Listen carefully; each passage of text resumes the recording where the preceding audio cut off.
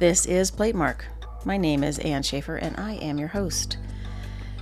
You have found the second part of our conversation with the High Priestess of Mezzotint, Carol Wax. This is the continuation of a conversation we started last time. It goes on for another, 50 minutes or something, but we're going to get into her work and other artists who work in Mezzotint in this part, and probably still some history thrown in there, because we talked about all sorts of things all at once. If you enjoy Platemark, and if you appreciate the content we're producing, please consider going over to platemarkpodcast.com and hitting the support and donate button. Your support would be most appreciated. And also, just to reiterate my housekeeping blurb at the top of every episode, I identify as a cishet white woman, and I use the pronouns she, her. I record Platemark in Baltimore, Maryland, the land of the Piscataway Conoy people. Images will be over on the show notes at platemarkpodcast.com. I think you know that. And I think that's probably it. Yeah. Buckle up. Let's get rolling. When printmakers come to me and they say, how do I make prints now? I'm at an art school. I said, join a communal workshop. You will learn so much. So much information will come through your hands, through observation, more than in school. It's a great way to pass on information. And I think information is power and inspiration. Yes, knowledge is power. Completely. It's the small town mentality of a print shop. I mean, it's just the kinds of things that you absorb from each other. I always tell my students when we do critique, it's the hive mind, because each one of them is finding a different way to solve something. You give them the basic roadmap, but everybody finds a different way. And it's astonishing how many variations there could be. You get 50 printmakers in a room, and you're going to get 50 different ways to do it. So it's wonderful to have all that, because if one way doesn't work, then the other way will.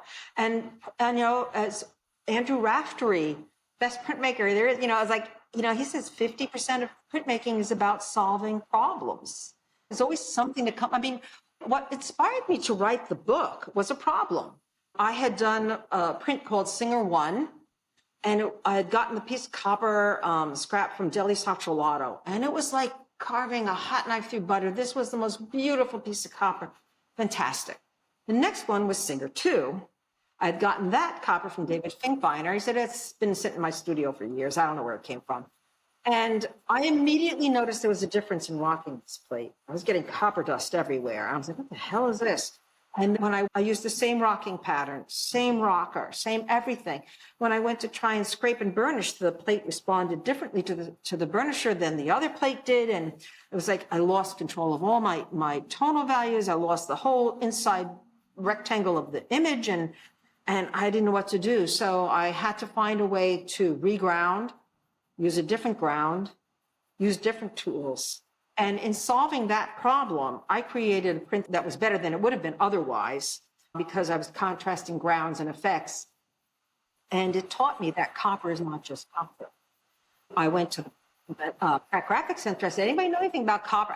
Copper's copper. No, there's tremendous range of copper. It's brittle, tensile, hard, soft, all these different things.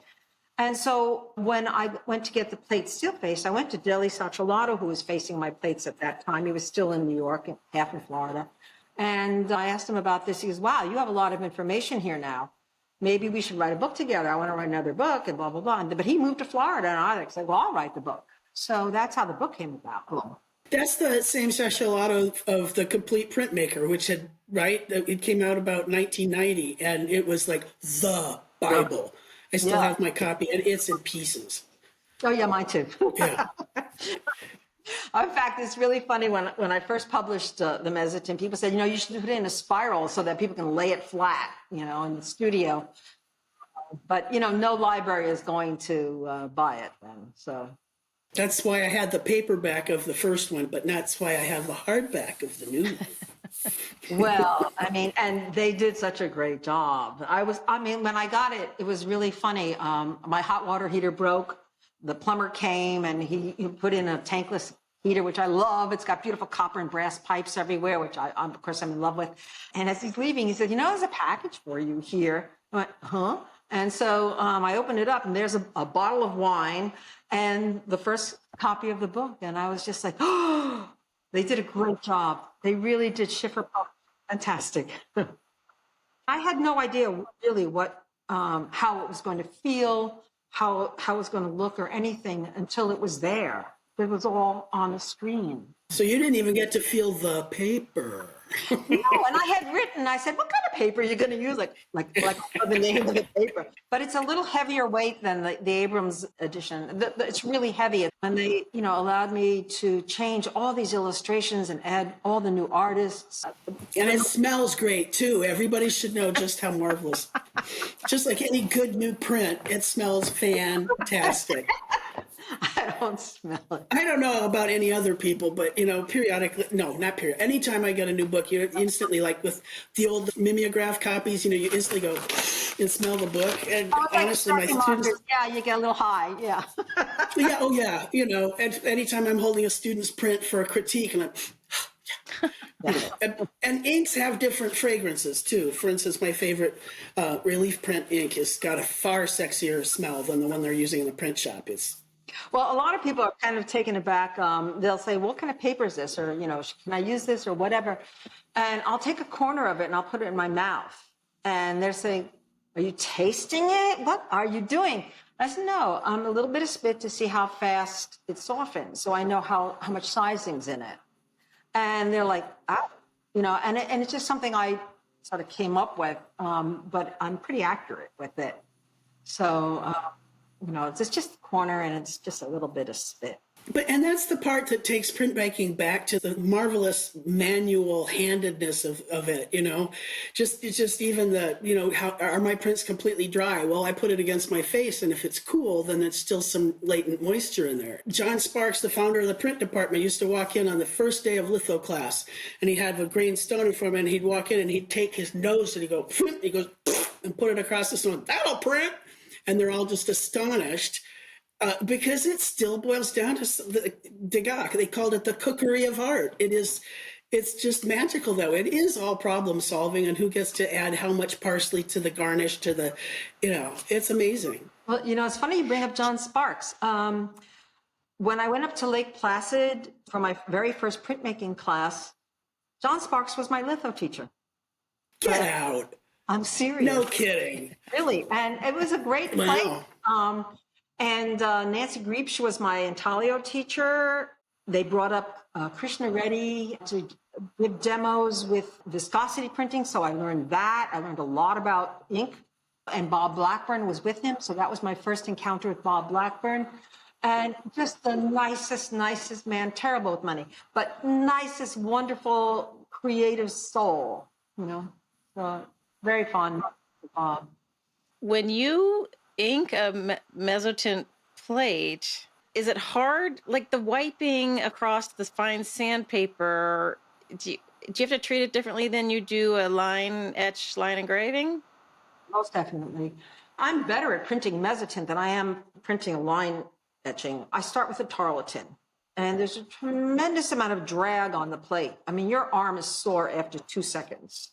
And you can be pretty free at first. You can just drag that ink right off, just suck it off. And then after that, you can be more careful. And I don't use very coarse tarlatans. They can be abrasive on the plate, depending on the ground. So I use softer tarlatans, not cheesecloth or anything like that. And then the hand wiping is important. And the thing about Mezzotint is that you're raising the surface of the plate. So when you carve a white line, here's your burrs and here's your white line. The ink says, an intaglio line, I'm going to print black. No amount of surface wiping, like say paper wipe, which I hate, will get rid of that because you're only hitting the tops of the burrs.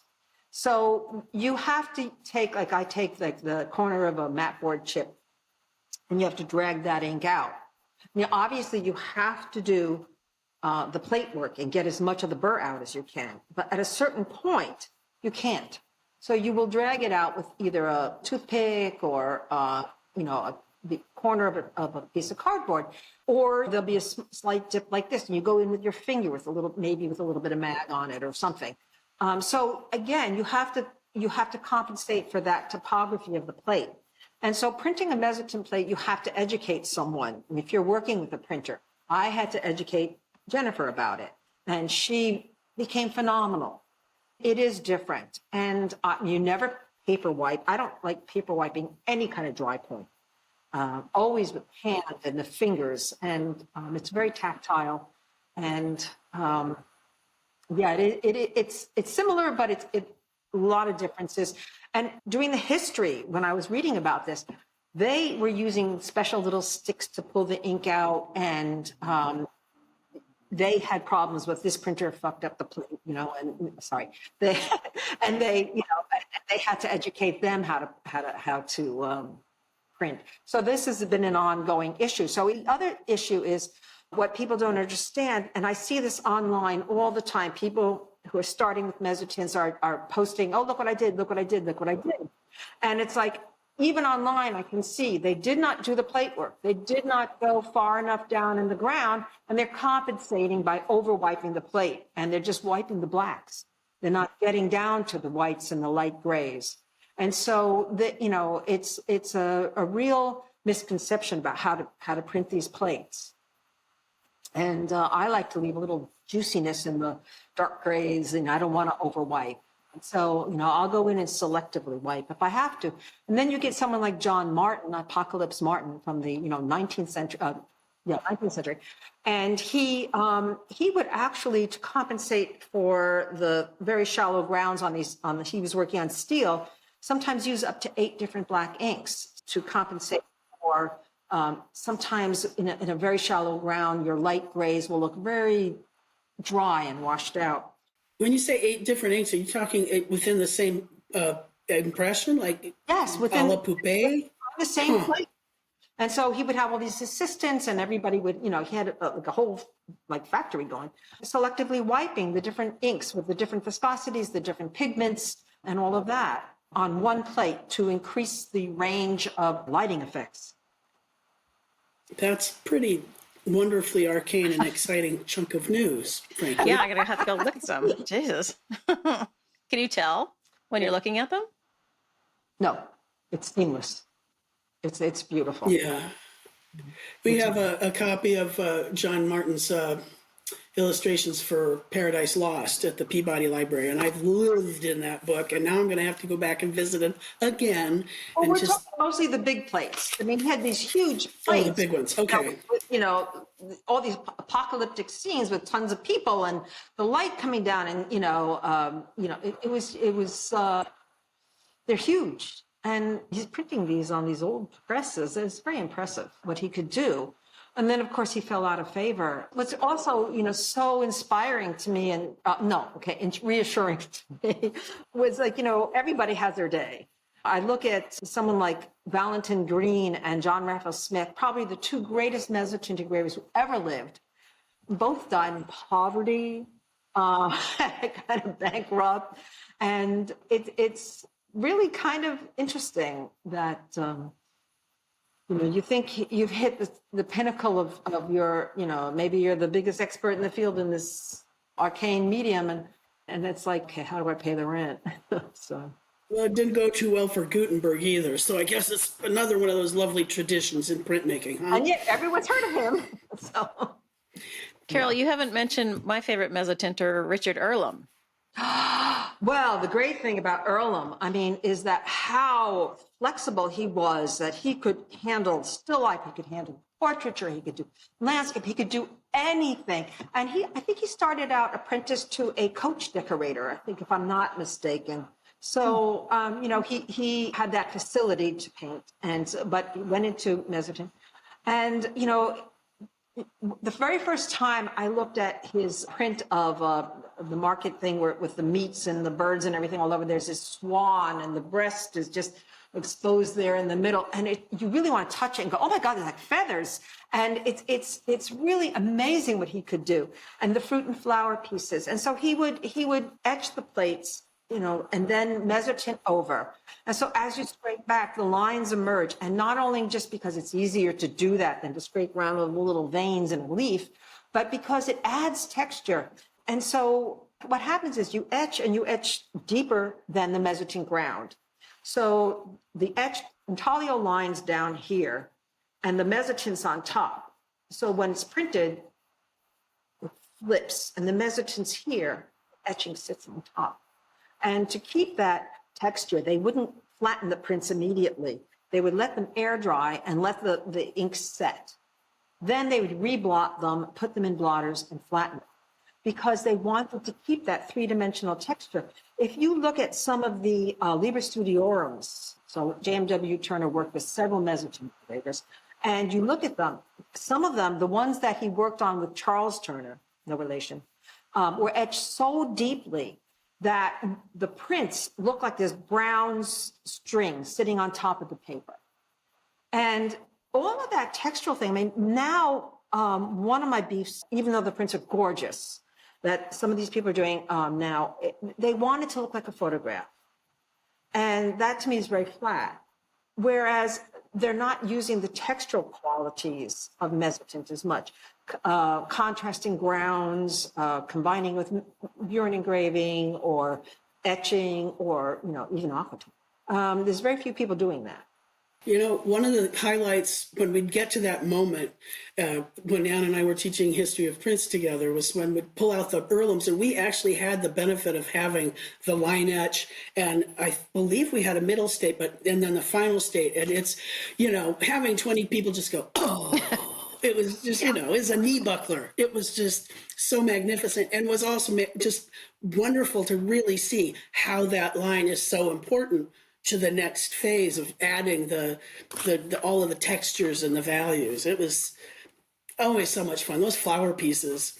The other thing is, Carol, slightly later in the century after Turner, you get the mezzotinters affecting the watercolors that were being produced. Like, I feel like there was a Thomas Lupton after one of the Girton watercolors of the White House on the bank. And I mean, it's just so delicate and wafty, and I see it in blues and whites, and it's just this gray. And I mean, it's just insane how deft they became. These guys like Girton and Turner, when they were young artists starting out, their job was working with John Raphael Smith in his Mezzotint studio. They were watercoloring prints. And so then you get these later Turner paintings that have no outlines, no nothing. It was just atmospheric effects. And if you took the technique that you used to watercolor mezzotints, took away the mezzotint, you would have these later oil paintings by Turner. And so obviously, James W. Turner working for John Raphael Smith had a huge impact later on in what he was doing. And of course, Turner also was capable, because of this exposure, of making mezzotints. When he died, they found all these copper and steel plates of nothing but atmospheric effects done in mezzotint, and they printed them as a little Liber Studiorum post-death. And what do they call that? What it's called. And so, obviously, printmaking, and mezzotint in particular, had a profound effect on Turner as an artist, as a painter. And people don't, really understand. I mean, I now mostly am working with gouache paint. I've done oil paint and watercolor, blah, blah. But most of my recent work has been in gouache, working on Reeves BFK tan paper. So, and I'm working that gouache into the fibers. I love paper. But my mezzotint background informs my paintings incredibly. I would be a different painter now if I hadn't done mezzotint. And John Raphael Smith was an excellent painter. He did beautiful pastels. So, a lot of these artists, these engravers from back then were very capable artists, but they couldn't make a living at it. They were known for a certain thing. And someone like James Ward, William Ward and James Ward worked for John Raphael Smith. And nobody wanted James Ward to become a painter because they didn't want the competition, but they also wanted his engraving services. So he would engrave at night and sign William instead of James Ward just to make the money. And then, of course, he did become recognized and a member of the Academy, I believe, as a painter. So, I feel like James Ward sometimes. No one recognizes my paintings. And yet, I've done more paintings probably than prints, and drawings, tons of drawings. If you go to my website, there's probably more paintings there than prints. Carol, on your own website, you have your work, and then where can people buy your work? You're with several galleries, right? My prints are available through Conrad Graber Fine Art down in Baltimore. Child's Gallery has some. The gallery at the Met store, Metropolitan Museum of Art, they do wonderfully with my work. Sam Davidson has had it for just like, I don't know, 35 years or something. And then Earl Retief of Stone and Press Galleries, they still have work that they're selling. So, a lot of people have just moved to more of an online venue. But who else? I got one from Childs. I got 2 from Childs. Okay. and down in Baltimore, I don't know why you didn't buy from Conrad. I did. Oh, okay. But at the print fair in New York. Right. So go figure. Good to know. But Simon Garvey has some of my paintings, just one series. I started a series where I'm painting on old atlases. I rip the maps out of the atlas and do some gouache paintings on top of that, and they have that series. But right now, I do not have more extensive representation for these paintings, and I have a lot of them. And a lot of mixed media stuff where I'll work on Strathmore Bristol paper with pencil and go in with colored pencils and watercolor and whatever. So for me, all the different mixtures of techniques, one flows into the other. And if I hadn't been making art for a while, which I couldn't really do anything for a year while I was taking care of my mother, I always go back. I start with a drawing. And for me, having an ebony pencil or a, Blackwing pencil in my hand, that's it. I'm home. Can we talk about the trajectory of your subject matter? We're going to focus on the Mezzotints because this is a print podcast, but noted about the gouache drawings and watercolors, opaque watercolors. So, but let's talk about where you started with the Mezzotints way back in the day. Did you focus on the machinery immediately? Well, again, I was one of these people who was influenced by Hamaguchi. I had no clue that there was a 350-year history of portraiture or anything else in Mezzotint. Clueless. And so all I knew was these Japanese prints and some Avati, Mario Avati. And so I started with still life. My first Mezzotint that I signed was very Hamaguchi-like. It was 11 spiral shells. And of course, that's a shell that Hamaguchi used a lot. And because it's very, very hard to engrave consistently, scrape, burnish consistently long gradations in Mezzotint, because you're having to judge the reflections of the light, all that. Very difficult to do that. Those are the hardest things to do. I found it easier to start with small modular kind of motifs, like the shell of the spiral, and scrape and burnish those. There were very short distance between the highlight and the black. And so I went from shells to doing string. I do like the print that's on the cover of the first edition, the old clothesline. But eventually I started to branch out and remove more of the background and play with the shadows.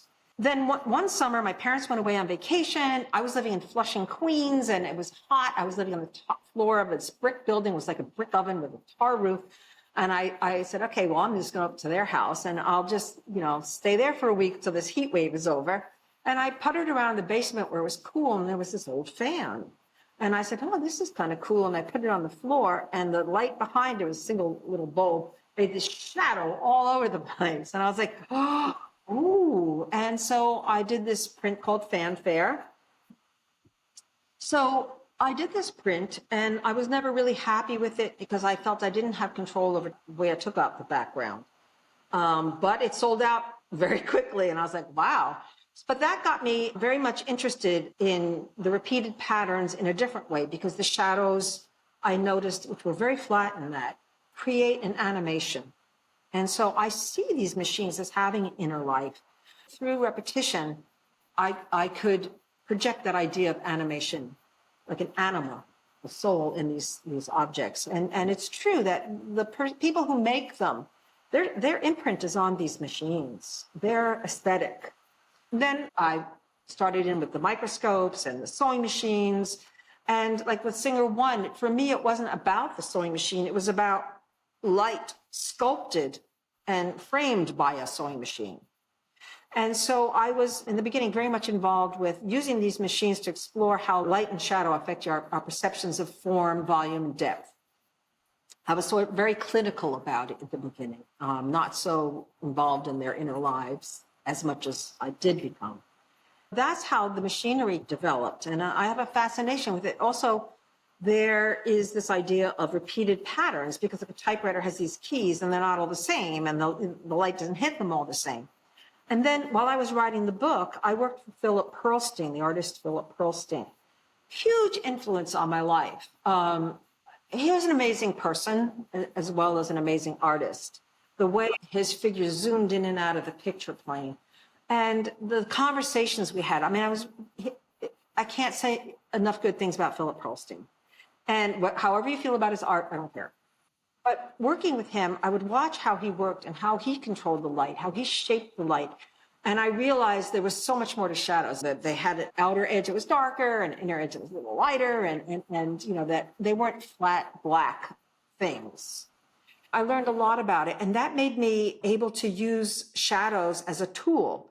So there are times where I have an object set up, and I see how the shadows kind of go, but they don't go the way I want them to.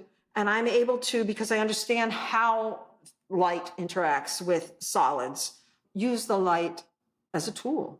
And so I can change it. That was very important when I didn't have to be reliant on either a photograph or what I saw. I like working from life. I will work from a photograph if I have to, but I like working from life because I have no sense of perspective. And so my perspective is very warped, and I stretch things and I push things into the background. I change whatever I need. The Singer 1 sewing machine, you would never get that perspective with a camera. I had my eye right up against the opening in the wheel to get the focus on the needle, but yet you see the whole wheel. And then, of course, stretching it this way to fit on the plate. Working from life is very important to me. Otherwise, it flattens my work. Question. When you say I have no perspective, is that an ocular situation that's unique to you, or is it the way you prefer to do your work? No, I just have no education in true perspective and how to do 3-point or 2-point, whatever it is, perspective. I've just never really been taught.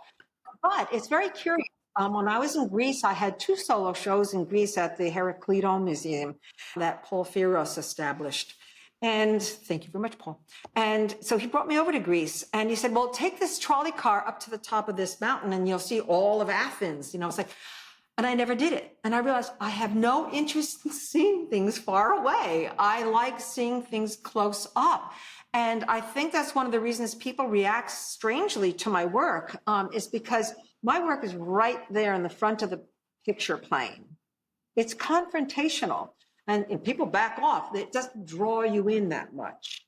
And whereas, you know, someone who might do, you know, figures far away, you're drawn and go, who's that back there? You know, so I think that's how some people react to my work.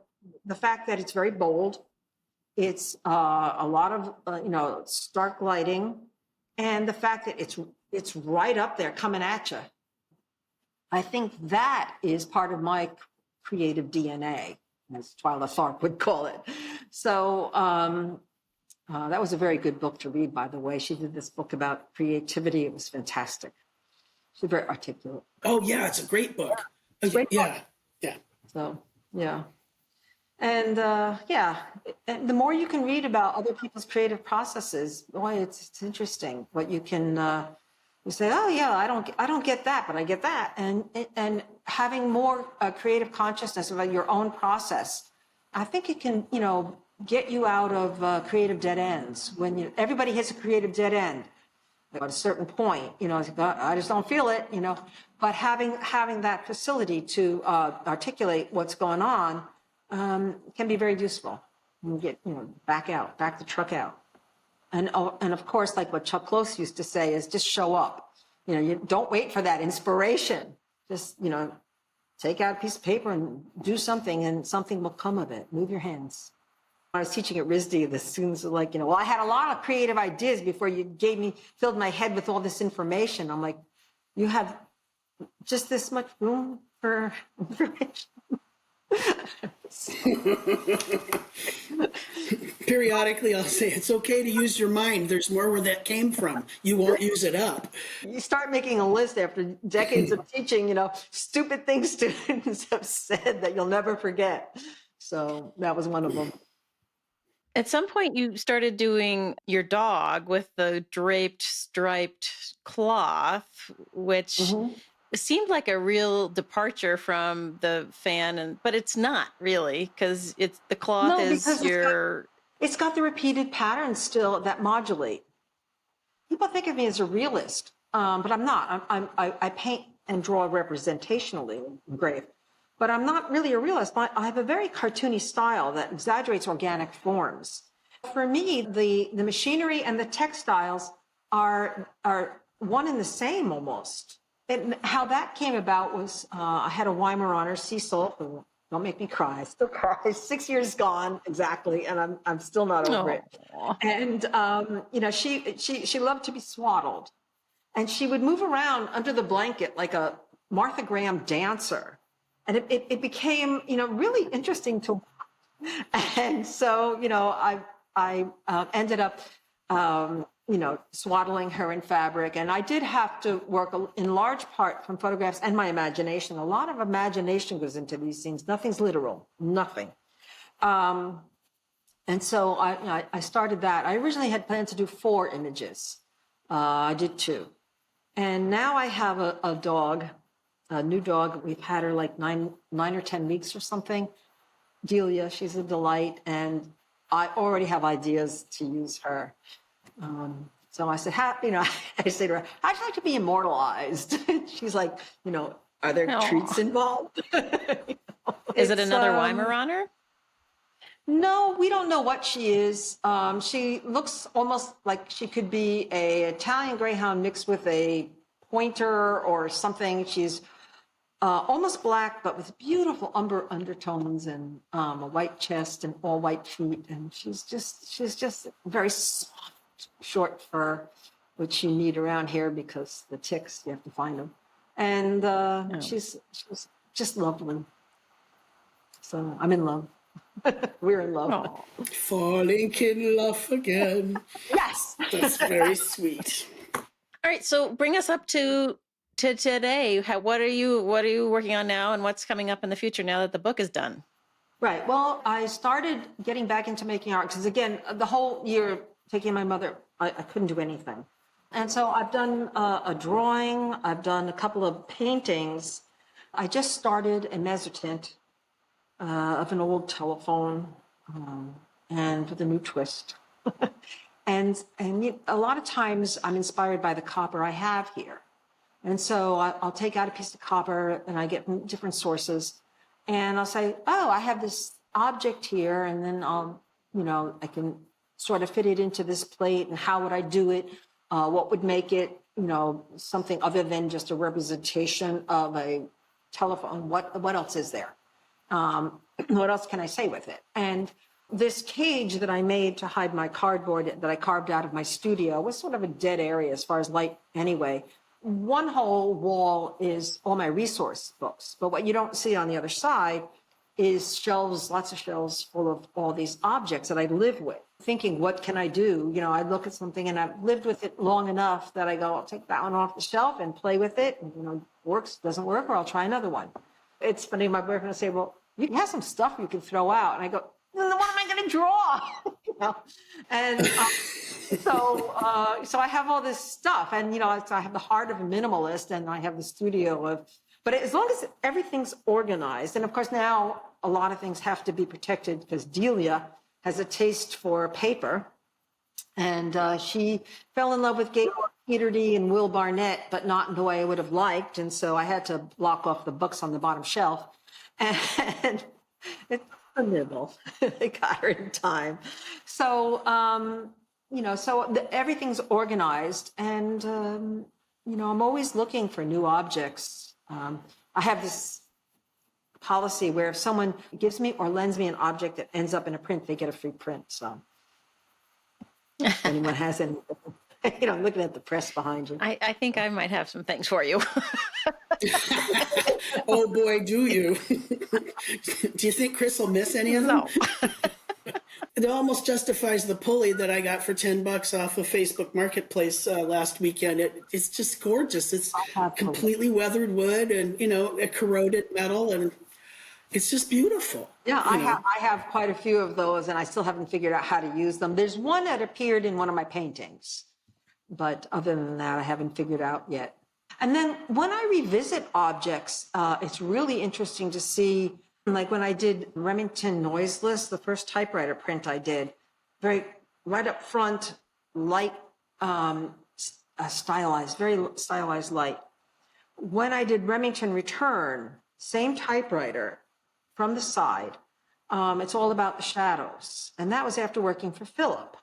And so it was interesting that typewriter, there's no depth at all. It's a flat surface. The only thing that tells you there is depth there is the shadow work that you associate with a three-dimensional object. Your mind's filling in the work. That's the one that the Met owns, is Remington Return. Oh, and speaking of the Met, so I also use my printmaking skills to have fun every once in a while. I've done Buren engravings of Cecil, my Weimaraner, but every year I do a solstice print. And it's a deep etched print that I print in relief, like a woodcut, like relief, linoleum cut or something. So in 2016, the Met commissioned me to do 4 images done that way for them, if they could sell, and they sell them. Laura Einstein sells them in the Met store. They still have the editions, they're limited editions. But last year they decided they would reproduce them as holiday cards, and they are now available. They say glad tidings, so it's totally non-sectarian. If your friends are Jewish, Muslim, Christian, doesn't matter, Baha'i, whatever, you can mail them out and say, hello, how are you doing? I think it's, important to do that. I always, people say, oh, art touches people. The one proof I had that art really did touch people was the year of the World Trade Center disaster. I just didn't have it in me to make. I said, how can I send out, happy holiday card or whatever? We call them solstice cards. But I did a print of the missing World Trade Centers as the legs of deer, that they're weeping and the stars are weeping, but there's also hope in them with those stars and everything. And what was interesting to me was that print touched so many people that I realized, well, maybe art really does have the ability to give people hope. We're in a society where we're just inundated with visual images all the time. Our phones, everywhere you go, we're swamped by it. And we really don't take the time to consider art as much as we used to, I think. It used to be, come up and see my etchings, come see my portfolio of, prints. And that never happens ever anymore. I think that, of course, society has changed so much that we don't take the time. And also art always seems to be people getting bigger and bigger and bigger. To be important, it has to be bigger.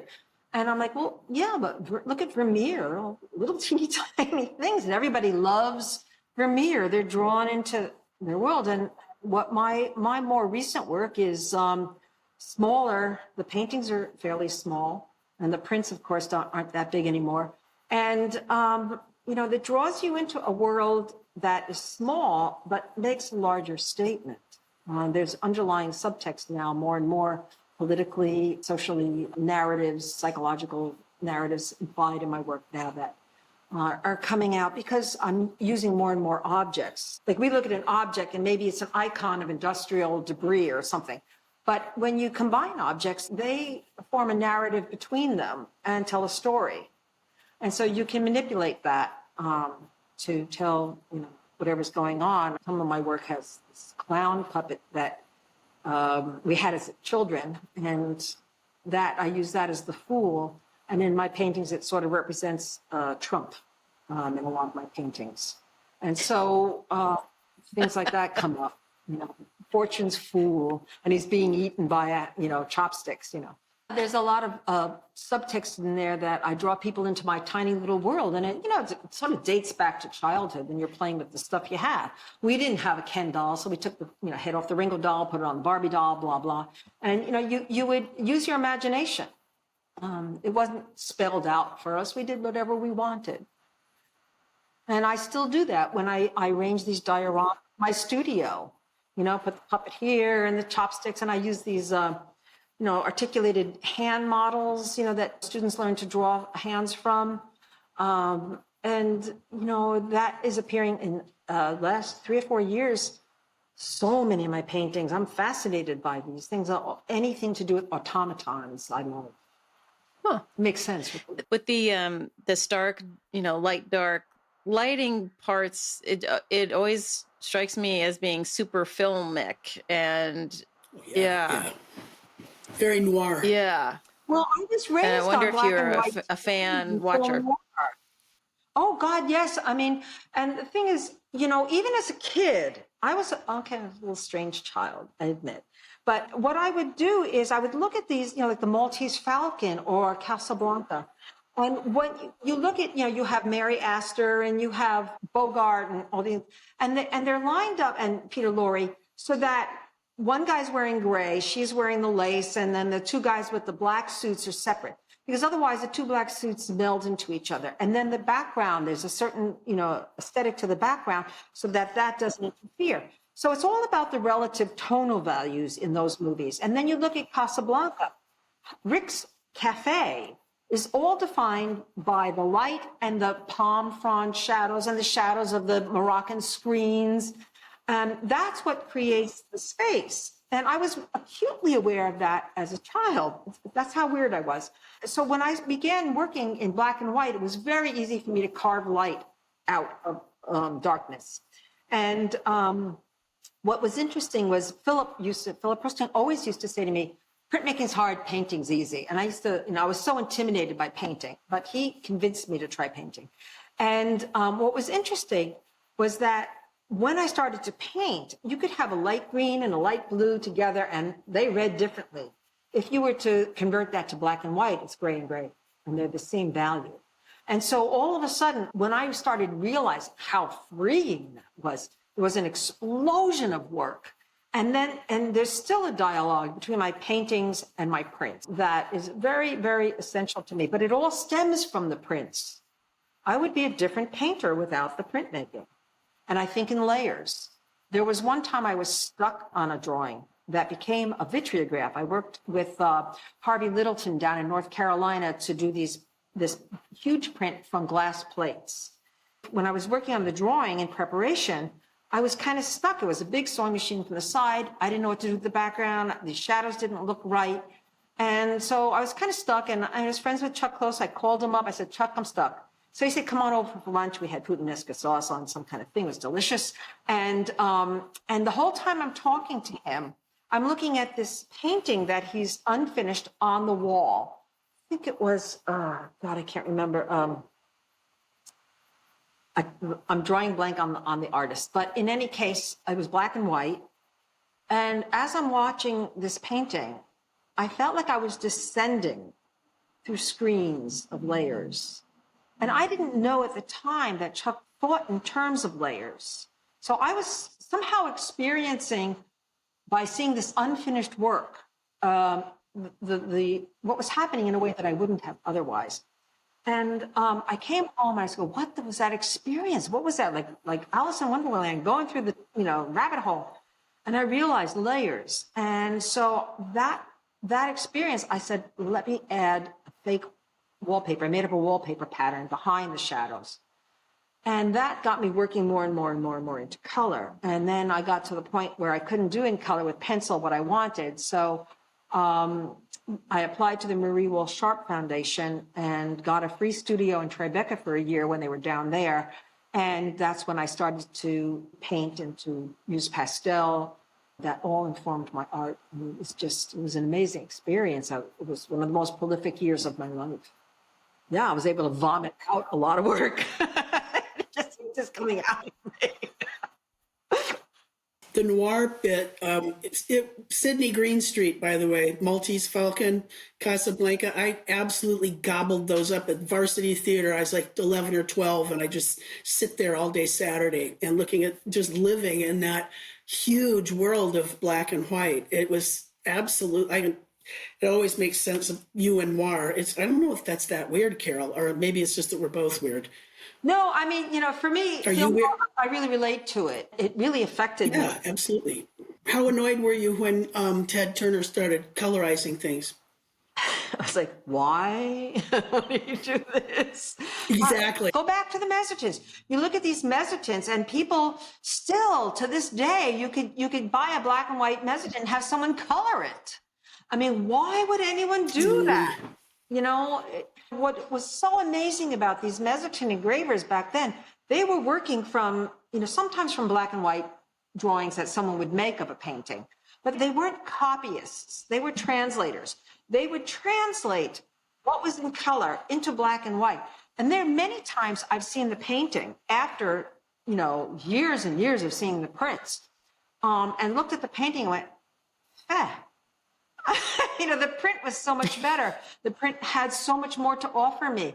And so, I don't know. I mean, color can be a crutch. And I used to tell my students, don't use color as a crutch.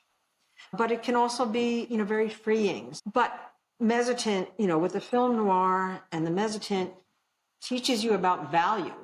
I don't mean what something costs. I mean, relative tonal values. When students ask, what's that? I say contrast, okay? But it's more than that. And these guys were amazing, these 18th century guys. There are times I've been sitting raving something thinking, okay, what would John Raphael Smith do? I'm not sure that T-shirt would be an all-time big seller, but what would... No, I don't think they could print it properly. No, but Fred Mershimer is one of my close friends, and I don't even think I could get through this world without Fred. He's just an amazing printmaker, and I really value his friendship and being able to bounce ideas off him in ways that I can't with anyone else. We have this way of knowing what the problem is. I said, well, Fred, what do you think I should do about blah, blah? And then, of course, a lot of times he says, well, why should I tell you? You always do the opposite. I said, yeah, but I want you to input. He's an amazing friend, an amazing artist. I can't say enough good about him. And he was very generous in giving me images. I've never met Fred. And no, really? He's around. Yeah. But, there's so much of his work in the book now, because he was very generous about giving me state proofs. There's this short story about the Mezzotint, where a figure moves in and out of the print. You could alter Mezzotint so easily that became a thing. And so there's a very famous short story, and his technique is so phenomenal that he can move figures around in a picture plane. His large print of 42nd Street, he said, I wasn't really happy with it when it was called The Great Divide, and so I cropped the plate, I took this out, I took that out, I reground this, I took that figure, moved them over here. And he very generously gave me pictures of his state proofs to put in the book. And it's seamless. It's amazing what he can do. I haven't seen this since the 18th century. Wow. Yeah. Did you hear that, Fred? You're next. You're next, Fred. Yeah. I think I can find you. Yeah. Oh, he's wonderful. We have a hook. Yeah, exactly. Conrad is our local print dealer and who you work with. And he's always telling me about how great Fred is and everything. And every time he says it, I'm like, oh, I should just say, Conrad, please hook me up. And I haven't, but now Carol will. Yeah, no, and Conrad is great. So knowledgeable about prints, and he's so, he doesn't push them on you or anything. He's a great dealer, and honest as they come. He's great. And I'm also very grateful. I've been very lucky with dealers. Stone and Press, what they did for contemporary Mezzotint, for me, when the book first came out, Earl Retief went through the book and said, okay, well, let's, show these artists. And it was always a big highlight of the print fair to see all these new Mezzotints and affordable prints. That was devastating when Hurricane Katrina screwed that up for me. Oh, was that year? I sat around for a week making pot holders, which is what I do, those little loons, when I'm stressed, watching the news like, oh, I'm going to have to get a job at Walmart. We've been talking for more than 2 hours, so I'm thinking maybe we ought to wrap it up. What do y'all think? The only reason I would say we have to is because I didn't know how to excuse myself to go to the restroom. I didn't want to be right back. Well, it's been fun. I don't know, of course I'll kick myself later. What have I left out? Every time I see your podcasts, when you guys are talking, I want to jump into the conversation. So this was my first chance to do that. But I thank you very much for that opportunity. It was a blast, let me tell you. Let's figure out another way we can do one more together about something arcane like the Liber Studiorum. Oh, yeah. But thank you very much. This has been fun. Carol, thank you so much for coming on Platemark and talking to us about not only Mezzotint, but your own work. It's been really, really great. Thank you so much. Well, thank you. Thank you for joining us for this episode of Platemark, the conclusion of our conversation with Carol Wax. If you missed the first half, you should go back and listen to that. I should have said that at the top. I don't know what I was thinking. Thank you to Carol for being such a wonderful guest and for being an undying advocate for the art of Mezzotint, which is one of my favorite things. Also, a thank you to True Ludwig for coming on the call with us. You're always a joy to talk to. A thank you, as usual, to Michael Diamond for the use of his original music, and one also to Dan Fury for the help with sound editing and any other issues I run into, because you know what? I'm not a sound person. Okay, let's see what else. Oh, if you appreciate the content that we are producing at Platemark, please consider supporting us and becoming a monthly subscriber. You can do that by going over to platemarkpodcast.com and hitting the support and donate button, and it will lead you through the system. Also, over there, you'll find images that we talk about on the pod. And also, I don't know if you know this, but these episodes are available over on YouTube. And if you haven't found them, you get to watch us talk on video, and I intersperse the images as we go through the conversation. So maybe try that out. All right. We'll see you next time.